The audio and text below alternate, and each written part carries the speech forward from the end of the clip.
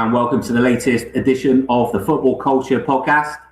Today, we're welcoming back two former guests to the podcast to discuss the forthcoming World Cup, which at the time we're recording is 2 days away, and the World Cup may have started by the time you listen to this episode.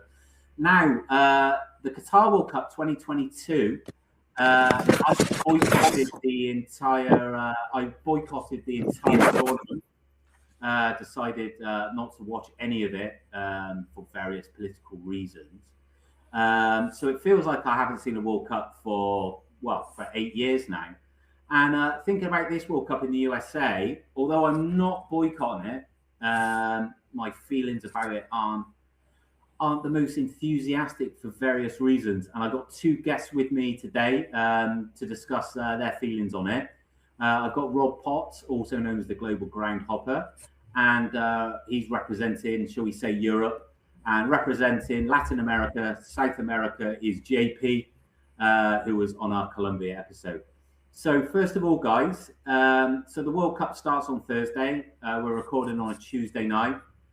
How do you guys feel about this World Cup? What are your first thoughts on the eve of the World Cup? I mean, for me, I'm still looking forward to it. I think probably a lot of us, you almost get back to your childhood against World Cup cycles, don't you? So I remember watching my first tournament in '82, seeing Brian Robson scoring the opening seconds against France. And then obviously when I was a little bit older and old enough to appreciate it, you've got 86, 90. So the World Cup is almost, for all my life has been a touchstone. So I wouldn't have the willpower to kind of boycott it, but I do see where people are coming from. Something last time out fell off with Qatar, and I think this tournament feels even more off in a lot of ways. But I'm trying as best I can to kind of part that and enjoy it for the spectacle. Okay, personally, JP, how do you feel about it? Yeah, for example, in my case, I think the World Cup is like my favorite tournament in the world. Like about football, is the one that I always follow, the one I always want to watch all matches and everything. But yeah, due to what's going on nowadays and everything that has happened around the road to this World Cup, and it's not even related to football, it's just related to other type of things that are just basically affecting the image of the sport. And it's just like, it seems like this World Cup is just to try to bring some people that they never are not so keen on football, and it's just like trying to convince them the way they like it. It's just like something is lost from the spirit of the World Cup. Yeah, it's not the same. Is more political than some other things. So same as you. I mean, for example, in the case of the World Cup in Qatar, I really wanted to watch it because there was something different. It was like the timing. Yeah, because the World Cup started in the middle of the seasons in Europe, so it meant that all players were like in a good level to perform. This time it's quite different because we come back to the calendar in summer and everything, but the fact that there are many factors that are distracting you from what should really matter is something that in my case, makes me feel a little bit of rejection to the World Cup. Same as you, James. Yeah, well, I mean, I think one of the things that put me off Qatar was not just the way that they got the World Cup that we all know about, and also the regime there and the various human rights abuses and the way the workers building the stadiums were treated. But it also felt like a country that didn't really have any football culture. Yeah. Yeah, and now the USA have had the World Cup before, back in '94, and they promoted that World Cup as this is going to be the World Cup that's going to break football in the USA. It's gonna push the game over there. Now, I think there has been there has been a lot of improvement in football in the USA since that World Cup. But I wouldn't say it's quite gone the way that they were hoping it would do, to become, a really huge sport there. and it still feels like the fan culture is lagging behind, more traditional football nations. I mean, Rob, you've recently written a book which is out very soon. I'm sure you'll be able to plug it at some point. About traveling around watching football around the globe and the fan culture there. What are your feelings on the fan culture in the USA? I think quite mixed, really. It's obviously come a long ways from the North American Soccer League in the 70s, where it was very much a kind of sideshow, and they tried to get all the aging superstars there. I think the MLS was pretty much driven on the back of the '94 World Cup, and I don't think that's quite kicked in. There has been an evolution if you look at some of Australia, where they've kind of got away from these kind of Americanized names, and they're all trying to go for mock European names and try to ape elements of European football culture, probably elements of South America too. But I think you're right, it's not quite as embedded as it is, and listening to people who are actually out in the States in a minute, people who live in the States, it's not a talking point as it would be if the World Cup was in Colombia, or if the World Cup was in England or France or whatever. I think those who are interested will follow it, but I don't think there's any sense of a major push through it. I think there's probably a variety of reasons behind that. Yeah, I mean, JP, would you say that it's fair to say that the US's Latin American community is likely to be the most interested part of the country in it? Definitely. You know that actually, now that you mentioned the World Cup in 1994, I was like reading something this morning about this, and they were saying that like the first match and the first turn, that when the inaugural event, of the World Cup was overshadowed by O.J. Simpson's situation, and it was so big that it was like basically the idea they got in mind. It was like, this is more important what's going on now, because I don't care that Germany and Bolivia are playing the first match. I prefer to see what's going on with O.J. Simpson, because he is an icon for the American football. So I think that what's going on recently is that the fact that there's a lot of immigration, and there are lots of families that come from Latin America and from other countries, because there are also Italians, French people, Irish people who are like more football fans, like, natural football fans, bring this kind of culture in the country. But at the same time, the citizen, the citizen from the United States, sometimes it seems like the success they have had in football has been with the women, and it makes me think that it's very possible that the football culture in the United States is more related to the women football than the men's football, because they haven't achieved a big thing, or not for them. On the other hand, the women are the major champions in the world and all of these things. So it's like this balance between what they really care about, because I think in this moment, I would say that they are maybe more attentive to what's going on in the NBA finals than what's going to happen in the World Cup. But if the World Cup were a female World Cup, maybe the situation would be different. That's what I believe about this. Well, I think. Sorry, James. Yeah, I think the Latin American community is certainly going to be like well represented in terms of interest, but the ticket prices are extremely high. I mean, are a lot of people in the Latin American community in the USA going to be in a position to be able to afford the tickets? I mean, I've got a friend who's in Mexico who I spoke to the other day, and she was telling me the tickets are $500 to go to matches in Mexico, and she's like, I can't afford it. Ordinary Mexicans can't afford it. Who is this for? And if this is for sort of like the wealthiest parts of US society, the chances are, in the main, I mean, there's obviously going to be exceptions, but in the main, they're not going to be afford to go, are they? No, I mean, that was the point I was going to make. As much as I've got misgivings about the World Cup being back in America, let's not forget they last had it in '94. So it's not that long ago. If you look at the cycles, Mexico had it 86, they had it in 70s. So these are two countries in particular who've had very recent experience. But one of the plus points of it going to America should be the diversity. You know, if you look at the huge diasporas, so again, I've got misgivings over the size of the tournament. I think some of the smaller nations, you know, do they belong there or not? I'm not sure. But if you look at, say, Haiti, there's a huge Haitian diaspora in South Florida.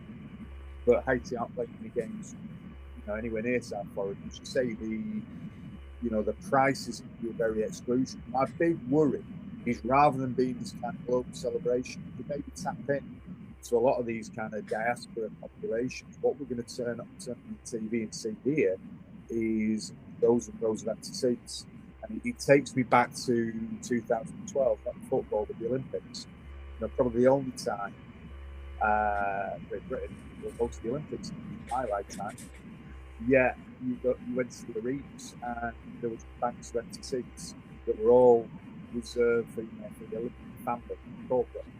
They weren't used. And to me, this could be another example of that. And I think if that is the case, that'll be really tragic. Yeah, I mean, you could end up with a situation as well. So, you know, I think a lot of the people that would be able to afford the tickets that might be going to the games might just be sort of going just to, you know, check it out and see what it's all about. Whereas the real passionate fans that would be following, you know, from the diasporas, that would be following their, you know, the nation of their heritage, shall we say, you know, might not be included. I mean, and there's, you know, I can't imagine there being as many people from England traveling, or maybe there is, I don't know. But I mean, some of the prices, I just wonder who the people are who can afford to go.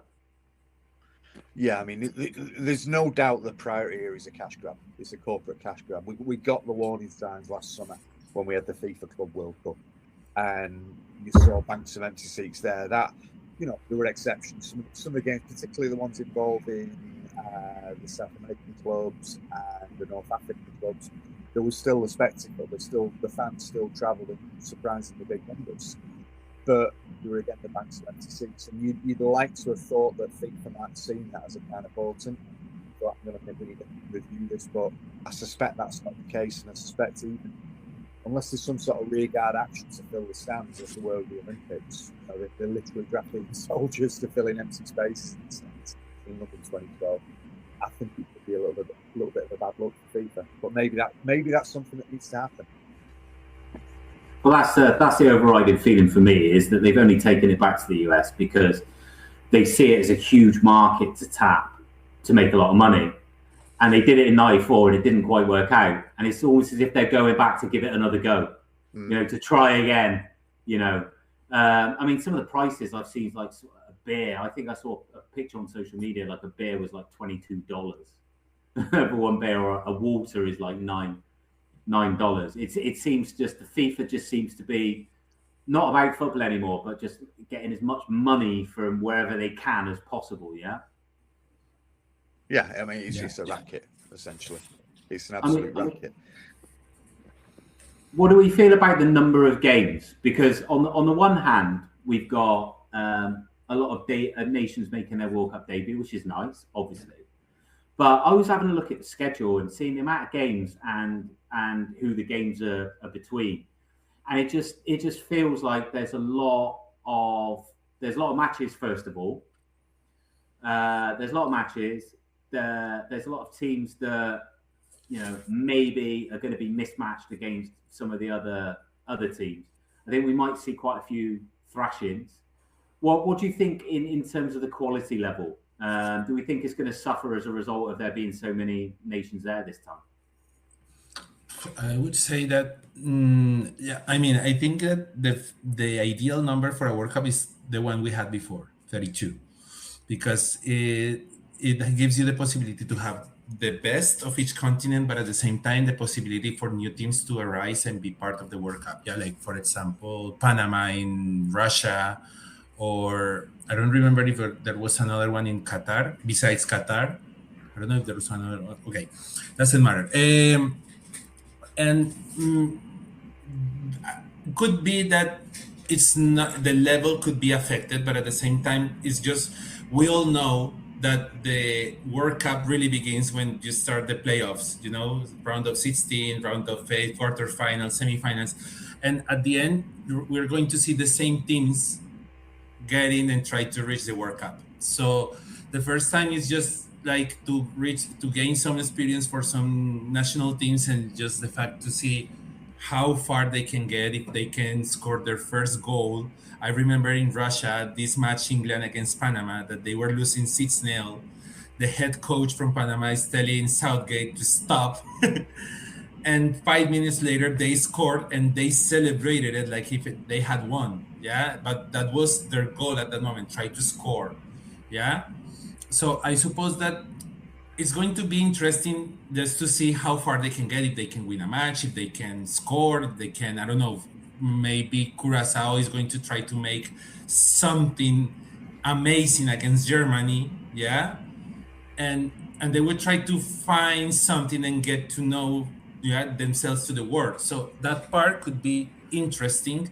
It's true that they are not so appealing for the viewers, like for example, now that we were talking about the people from the US, that maybe if they see, I don't know, Iran against Egypt, maybe they don't care too much about it, yeah.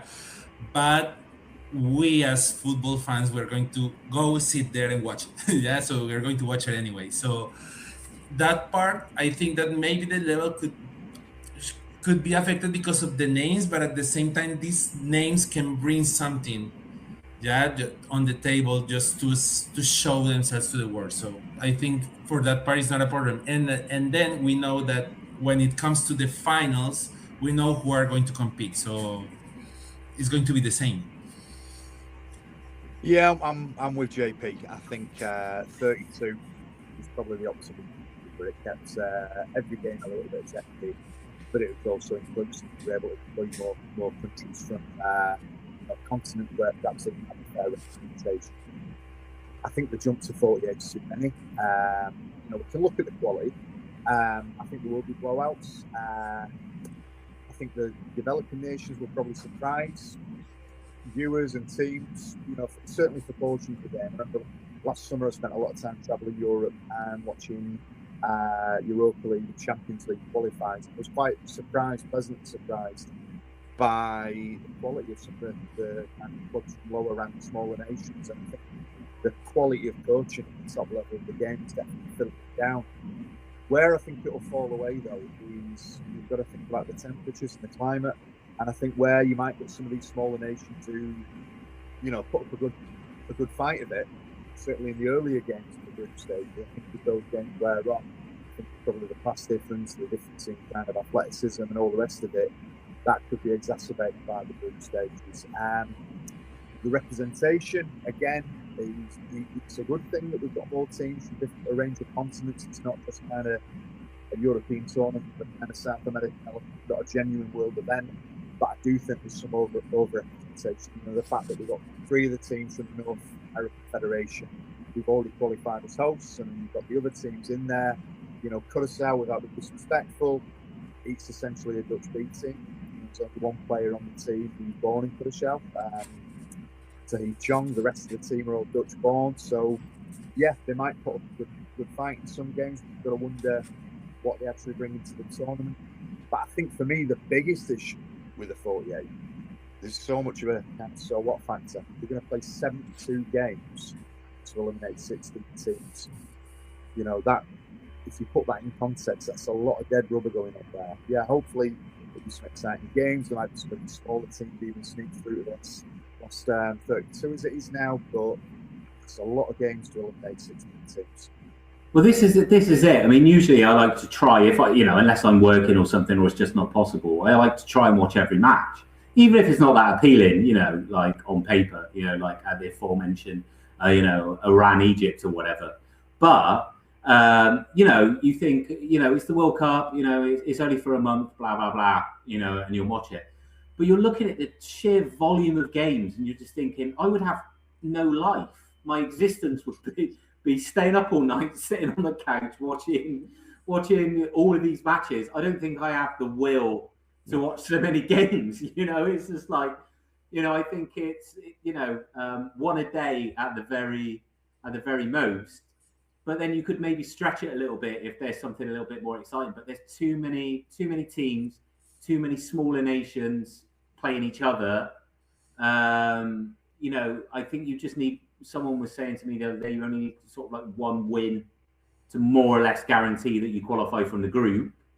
So yeah, I don't think it's been sort of very well thought through, the amount of teams. I think it's literally a case of how can we make it more represented without upsetting Europe and South America in terms of the amount that they send. Oh, we'll just send more.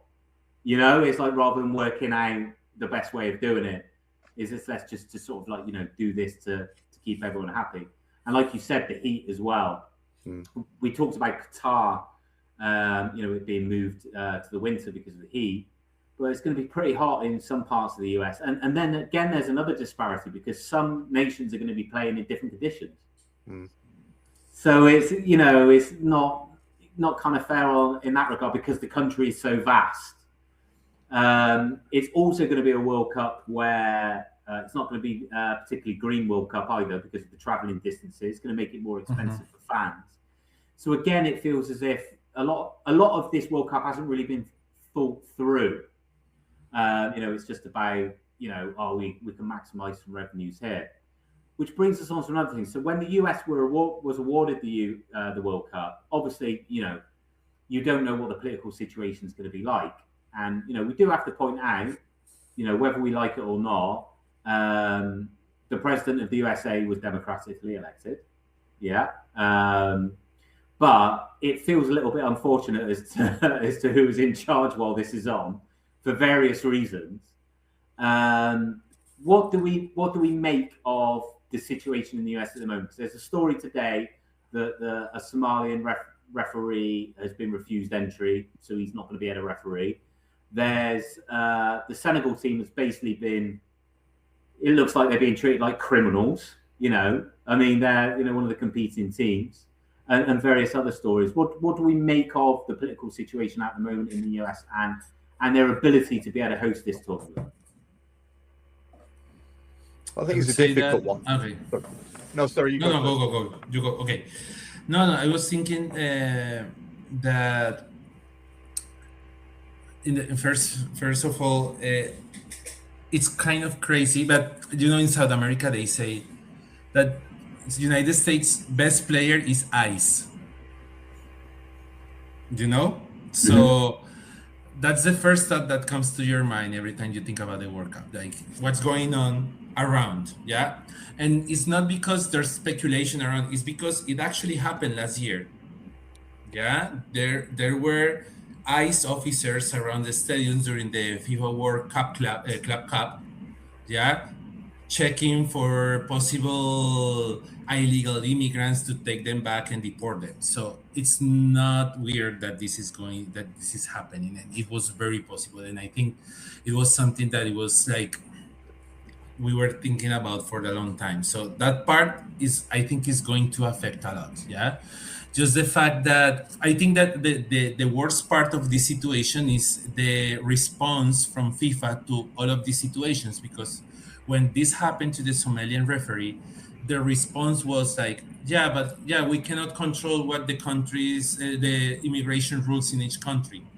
It's true, but they can choose where to hold the World Cup. So they chose to do it in the United States. So that's the big problem. That's the big question. Yeah, it's not the excuse they make about what's going on in the United States because everybody knew it and everybody knows it. It's just like, what's your position about it? Yeah, what are you going to do about it? Yeah, if you invite this Somalian referee because it seems to be the best referee Africa has right now, how aren't you going to defend him? Somehow, I don't know. You can.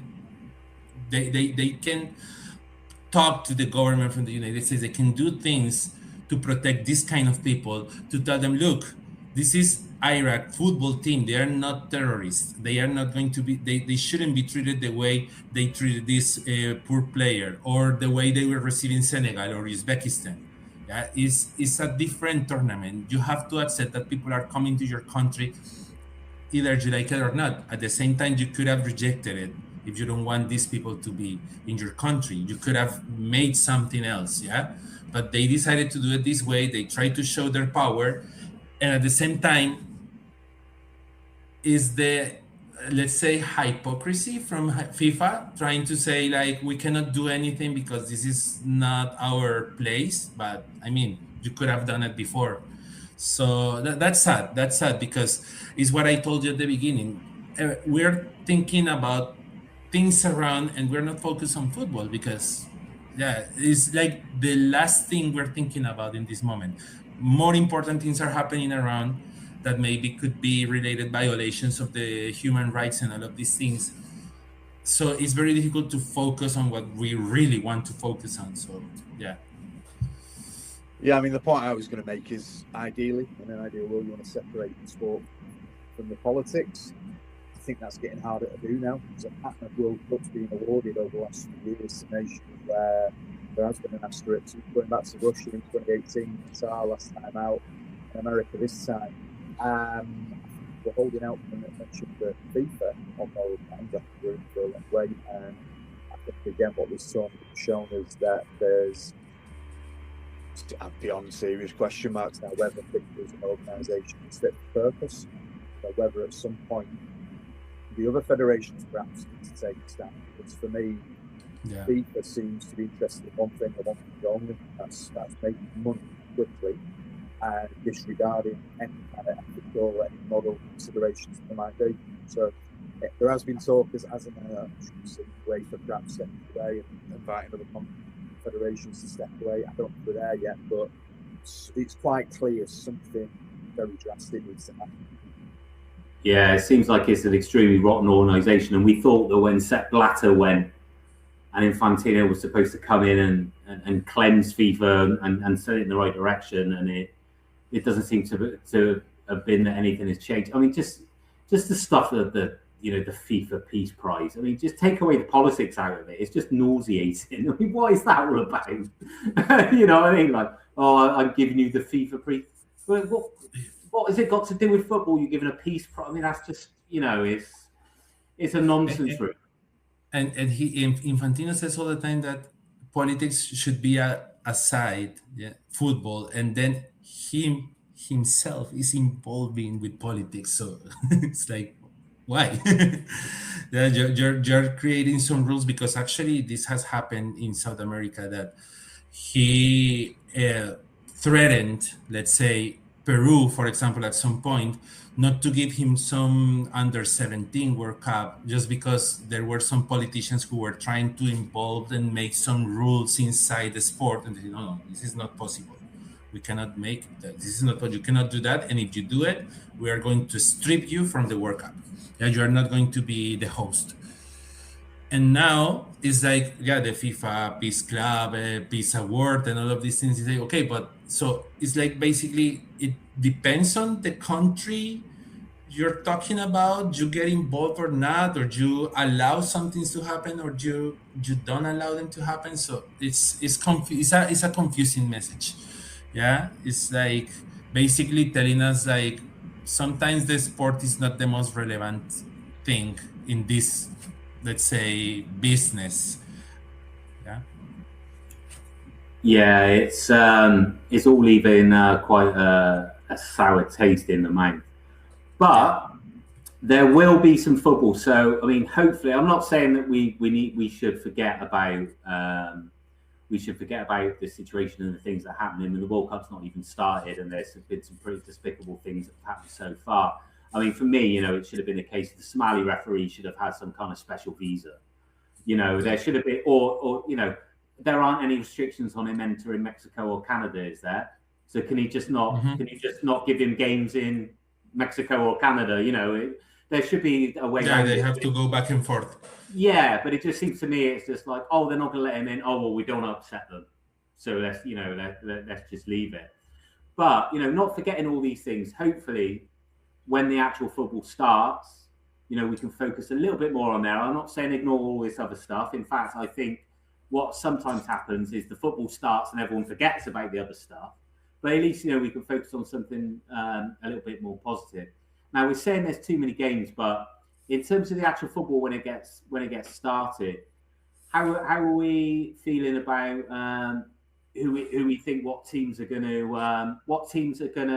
be favourites for the tournament to win it, and who do we think could be the as it is usually the case, the dark horse? You know, who's going to surprise a few people, and usually it's Turkey, but and they never do. How do you think it's going to go, JP? Who are you? Who you think has got a good chance of winning it? Okay, but before I tell you my candidates, I would like to say something about the group stage, because before we were talking about, you know, the new teams and all of this, but at the same time there are some groups that are really, really incredible. Yeah, for example, the group of Brazil is going to have great football. Yeah, you have Brazil, Morocco, Scotland. I mean, there are some matches there that could be interesting. Same as the group of France, I think is the best group you can have. Like Senegal, Norway. Norway could be one of these dark horses in the World Cup, because we really don't know what could happen with them. Yeah, the qualifiers were amazing. I think they won all the matches, if I'm not wrong, and they have a great team as well. And so there are, at the same time, there are some good things in the group stage. You have England against Croatia. We have, I mean, I can say Portugal and Colombia is a good match as well. There are some interesting things. But okay, in talking about my candidates, I have I don't know, for some reason, I don't know, in the last two World Cups, I predicted the winner like months before, you know, just because I was watching one match. So, for example, for Russia, I was watching Netherlands against France. France wins 4-0. And I told my friend they are going to win the World Cup. And they did. And last World Cup, it was the same when they played Argentina against Italy in England.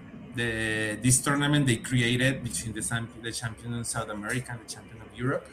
It was the same thing. So I think they're gonna win, and they won. This time, I really believed it was going to be Spain at some point. But the problem is that I was watching what happened in the Nations League. You know, that they played against the Netherlands. The first match they end up 2-2. The second match 3-3. Semi-finals against France, they win 5-4, and then in the finals they get 2-2 against Portugal, and then they lose on the penalty shootout.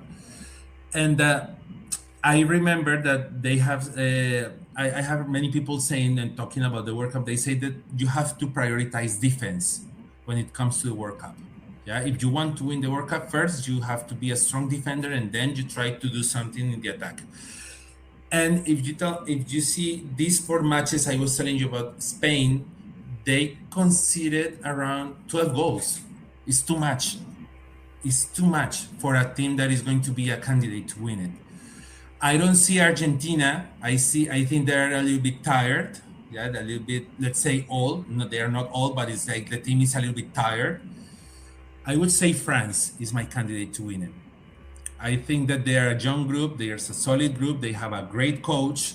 They have played the last two finals. I think that could be the strongest team to win it. And maybe Portugal. They have a great team too. The problem is that I feel like Martinez, their coach, he blew it with Belgium. So it doesn't give me this confidence, because Belgium I think it was a better team than Portugal now. So that I would say that could be around those teams. Maybe Spain, if they get better at defense. France would be for me the top one, and maybe Portugal. Okay, yeah, I mean, I would agree with that. I think the strength in depth of France is frightening. When you look at it, what they've got in the squad. Rob, what do you think? Yeah, I'm with you and JP. I think the kind of top tier of teams, I think we probably agree on. I think Spain will be there or thereabouts. France look very good. At least they look phenomenal again on Monday. Portugal, as I mentioned earlier, if they can manage the Cristiano Ronaldo roadshow well, they could do things. It just depends, how they manage that situation. I think it can be an asset for them, but I think they have to manage it carefully. And I think with England were probably one of the few nations other than Norway who you can really point to an out solid number 9 in Harry Kane. Harry Kane, even at his age, seems to be at the top of his game now. But I think the issue for England in tournament football has always been managing his minutes, if you like. He seems to taper off as tournaments progress, so they're going to have to think really carefully about how they manage that because he's not getting any younger. So that top tier, I think any one of them could come through. I think probably France, Spain would be my 2 picks. What I think is more interesting is the field of dark horses, because I think there's quite a number this time round, and quite a spread as well. You mentioned Turkey. I think Morocco could again go deep into the tournament. I think this might be the tournament where Japan really push through as well. Norway, in terms of European teams, I think could do something particular. They've got Haaland there, so if they're great for Haaland, they could do things. It's wide open, but again, the big unknown is the tournament format. Is that tournament format in favour some of these kind of dark horse nations, or is it going to disadvantage them? We're only going to know that when we probably get to the knockout stages. We're only going to know how it affects the football. I'm thinking back to 2014 when Holland had a great tournament, but not playing great football. They played kind of tournament football, stodgy wins, getting through on penalties. Is that going to be the case this time with some teams, or is the extra amount of games going to take its toll? Is the climate going to take its toll? I think the whole tournament, to be honest with you, the one thing that does make it interesting with this enlarged format is a complete unknown quantity, and I think there is potential for quite a few odd things to happen. So for me, that makes it, in a way, even though I've been critical about Britain, it makes it quite intriguing as well. Yeah, it's interesting you mentioned Morocco. I mean, they've got a good side. I've been watching like 2 of their players regularly playing for Betis, Arabat and Abde, and 2 great players. Although Abde's injured now, he's going to miss a chunk of the World Cup, maybe all of it. We don't know. But yeah, Morocco got some really good players, and it's interesting as well how many of Morocco's players were born in Spain. Yeah, I did see somewhere that they speak Spanish to each other, even though they're playing for Morocco, because there's so many Spanish-born players in that Moroccan side. But yeah, Morocco look like they're improving all the time, and they look like a decent side. Okay, so to wrap up, then let's just look at your respective teams. So JP, how are Colombia going to do you think? Is it a tournament that Colombia have got to finally make some real progression, or no? I think that the best they can do is to reach the round of 16. Mm-hmm. At this moment, I don't know what happened, but ever since Colombia lost the finals of the Copa America against Argentina, the team went downhill. And nowadays, they're not surrounded by a great context in Colombia because now we are in elections for president. And unfortunately, unfortunately, in the last ceremony they had, because I don't know if it happens in all countries, but every time, Colombia has been in 7 World Cups. This is the 7th one, yeah. But in the other 6, every time they were leaving the country to go to compete, the tradition was that the president of the country would give the flag to the captain of the team, shake hands, bye-bye. This time, as the situation is so polarizing, it was very clear that the team didn't like the president.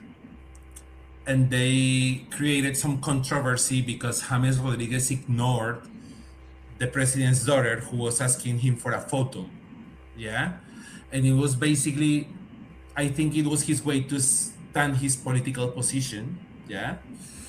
But I think it affected him. And I think it affected the whole team, because now, if the situation was at that moment polarizing because of what's going on in the country, that made it worse. Because there's always one idea, in the culture in Colombia, is that we can we can have different opinions, but if there's one thing that unifies us, is the national team. And now this happened, so it's like it entered to this part of the division. So I think that the environment is not positive. I am not going to say that it was the same as 30 years ago in the World Cup in the United States, that it was horrible, that they were surrounded by mafia and all of these things. It was not like this, but the reception was not positive. On the other hand, it's true that when we feel ourselves that we are candidates, we don't have the best tournament. So maybe that could balance it, and maybe the fact that people are distracted thinking about other things, they give them the freedom to play the way they want and maybe move on a little bit. But to be honest, would be for me it would be great if they reach the round of 16. It would be amazing if they reach the quarterfinals again.